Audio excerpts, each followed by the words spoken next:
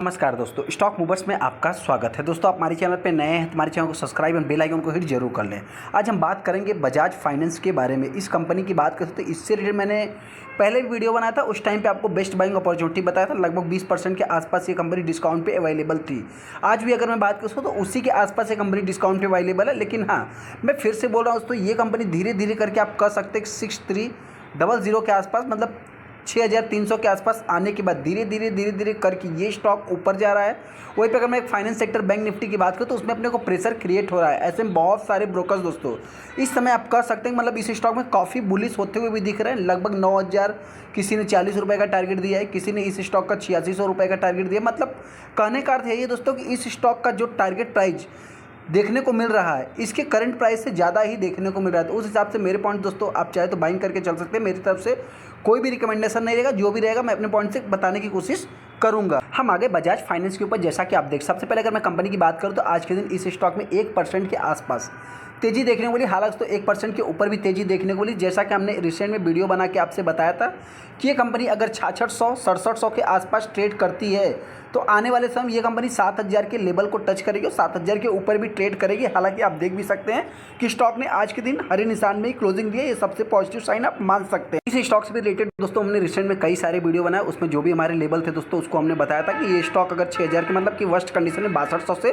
6000 के बीच में ट्रेड कर सकता है, लेकिन ऐसा नहीं हुआ। आज के दिन अगर आप देखेंगे तो 6731 के आसपास इस कंपनी ने ट्रेड किया है और यहाँ पे अगर मैं कंपनी की बात करूँ 6600 के नीचे ये कंपनी नहीं आई हुई है। एक इंपॉर्टेंट पॉइंट दोस्तों आपसे बताना चाहिए, देखिए अगर आप इस कंपनी के 5 दिन के भी चार्ट को देखेंगे तो इस कंपनी ने आज की डेट में मतलब आप कह सकते हैं कि लगभग 5% के ऊपर भी रिटर्न बना के दे दिया। अगर मैं इसको लोअर लेवल से कैलकुलेट करूँ तो आप देख सकते हैं 5.80% के आसपास रिटर्न निकल के आ जाएगा। हाँ, अगर आप एक महीने के चार्ट को देखेंगे थोड़ा लाल निशान में देखने को मिलेगा, लेकिन कहने का अर्थ क्या है दोस्तों, जितना भी कंपनी ने मतलब कि गिरावट दर्ज किया था वो सारा का सारा अभी रिकवर होते हुए दिख रहा है।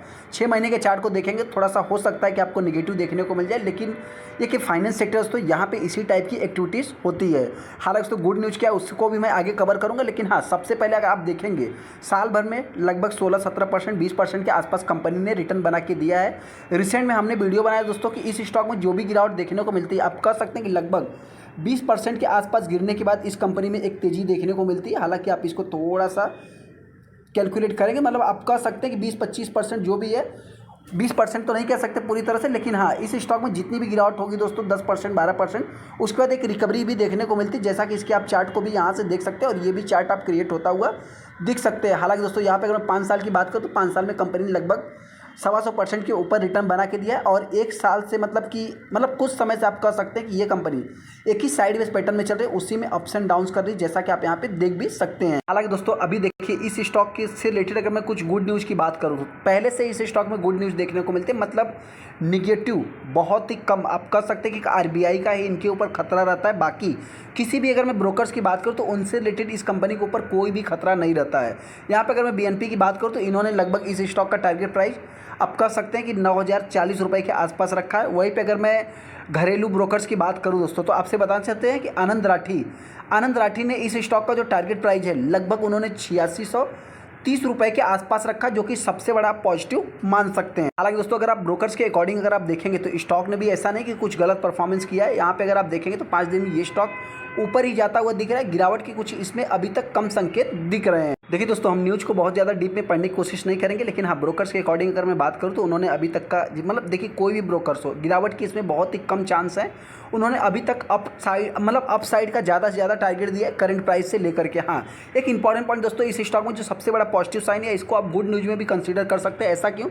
लगभग 15 लाख टोटल शेयर ट्रेड हुए, जिसमें आपसे बताना चाहते हैं कि अगर आप देखेंगे तो 60% माल डिलीवरी में उठाया गया। ये सबसे बड़ा पॉजिटिव सीन में मान सकते हैं। मतलब क्या दोस्तों, स्टॉक अभी भी एक कंसोलिडेशन फेज में चल रहा है, बहुत ज़्यादा रिटर्न बना के नहीं दिया। ये सबसे बड़ा पॉजिटिव आप मान सकते हैं। यहाँ पे 8100-8200 रुपये के आसपास कंपनी गई थी, उसके बाद स्टॉक में गिरावट ही देखने को मिल रही है। यहाँ पे अगर मैं कुछ अनाउंसमेंट की भी अगर मैं बात करूँ तो यहाँ पे देखा जाए तो इतना कुछ खास अनाउंसमेंट भी आपको देखने को नहीं मिलेगा। आप यहाँ पे देख सकते हैं कि इतना कुछ खास अनाउंसमेंट नहीं है। 19 तारीख की अगर मैं बात करूँ कुछ अलॉटमेंट से सिक्योरिटीज से रिलेटेड देखने को मिलेगा, कुछ यहाँ पे इशू ऑफ सिक्योरिटीज से रिलेटेड देखने को, मतलब इतना कुछ खास अनाउंसमेंट भी देखने को नहीं मिले। हालांकि दोस्तों बजाज फाइनेंस के बारे में हमको बहुत ज़्यादा डीप में जानने की जरूरत नहीं है। हाँ, एक इंपॉर्टेंट पॉइंट दोस्तों आपसे बता दें, देखिए जो भी नए रिटेल इन्वेस्टर हैं, अगर आपको हर 3 साल में 5 साल में अपना पैसा डबल चाहिए तो आप बिंदास मतलब इस कंपनी के साथ जा सकते हैं।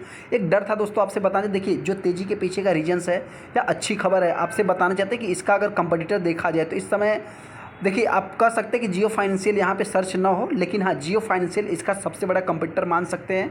वही वे फ़ोनपे की बात करें या बहुत सारे, मतलब कि अगर मैं कुछ और भी finance sector Aditya Birla group की बात करूं दोस्तों, तो उनसे भी रिलेटेड इस कंपनी को मतलब ज़्यादा से ज़्यादा खतरा होते हुए दिखता है। लेकिन हाँ, आपसे बताना चाहते हैं कि जो बड़े प्लेयर हैं मार्केट में बहुत लंबा समय से एक ही बिजनेस को कर रहे हैं, तो उनको डील कैसे करना है दोस्तों वो आता है। तो मेरे पॉइंट दोस्तों, ये कंपनी आने वाले समय अगर 7,000 के लेवल को तोड़ती है तो इस बार ये कंपनी मतलब कि 7200 से 7,500 के बीच में ट्रेड कर सकती है। हालांकि गिरावट होती है तो मेरे पॉइंट से अभी वही मैं दे रहा हूँ आपको 6300 से लेकर के 6,000 के बीच में ये कंपनी ट्रेड हो सकती है। चलिए दोस्तों वीडियो अच्छा वीडियो को लाइक कर दें, चैनल को सब्सक्राइब करें। थैंक यू दोस्तों।